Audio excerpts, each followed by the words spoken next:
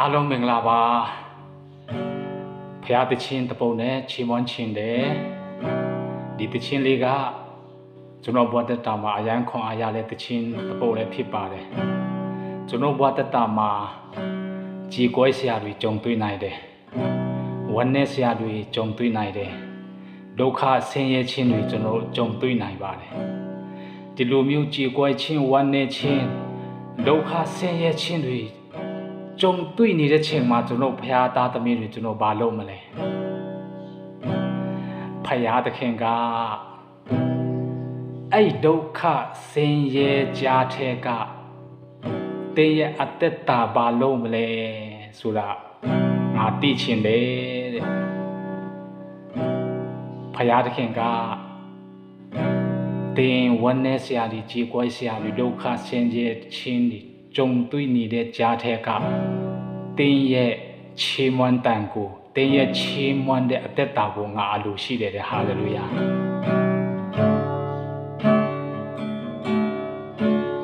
ဒုက္ခထဲကအော်ဟစ်ရွယ်ချီးမွမ်းတန်ကိုရောရှင်လို့ရှိနေတယ်တင်းချင်းဆိုင်နေရတဲ့ခက်ခဲများကြမှာကိုတော့ကိုချီးမွမ်းလိုက်ပါဦးပျော်ရွှင်ကိန်းတဲ့ချင်းကိုဖျားရှင်ပြီးလိမ့်မယ်ဝမ်းနဲ့ချင်းများတဲ့ကချီးမွမ်းလိုက်ပါကြည်ကွယ်ချင်းများတဲ့ကချီးမွမ်းလိုက်ပါဒုက္ခရောက်တဲ့ချိန်မှလည်းချီးမွမ်းလိုက်ပါ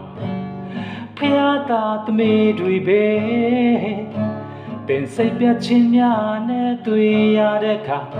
ပင်ဝမ်းနဲ့ချင်းများနဲ့တွေ့ရတဲ့ခါ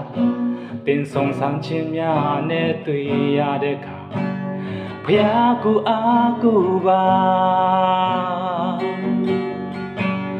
ဒုက္ခတဲ့ကအော်ဟစ်ရွယ်ချီးမွမ်းတန်ကိုရောရှင်လို့ရှိနေတယ်တင်းချင်းဆိုင်နေရတဲ့ခက်ခဲများကြမှာကိုတော့ကိုချီးမွမ်းလိုက်ပါဦးပျော်ရွှင်ကိန်းတဲ့ချင်းကိုဖျားရှင်ပြီးလိမ့်မယ်ချမ်းသာမှာကိုတော့ကိုချီးမွမ်းမှာလား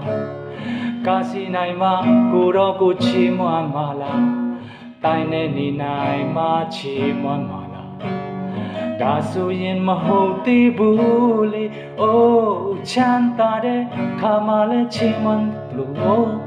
ဒုက္ခရောက်တဲ့ချိန်မှလည်းချီးမွမ်းလိုက်ပါကိုရောရှင်ဟာတင်းရဲ့ယုံကြည်ခြင်းကို